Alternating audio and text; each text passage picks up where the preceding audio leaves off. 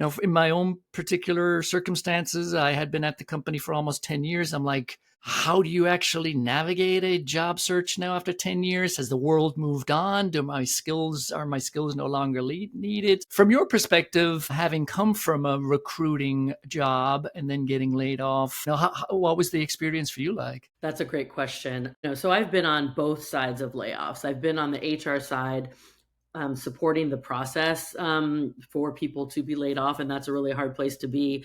And then I've been on the side of being laid off, and that's a very hard place to be. But I think what I focus on specifically at this point in my career is that there are many things that I cannot control in this life, and there are many things I can control. Over time, I try to spend more energy on the things that I can control. But I also think that, when I got laid off, I think it was in 2023, and it was around the time coming out of COVID where layoffs were just like everywhere. There were like Yeah. thousands of people getting laid off at every company. And a lot of people said to me at the time, you're so good at what you do. You'll be fine. You'll get a job right away. And I was, that felt wonderful, but I knew that wasn't necessarily the reality.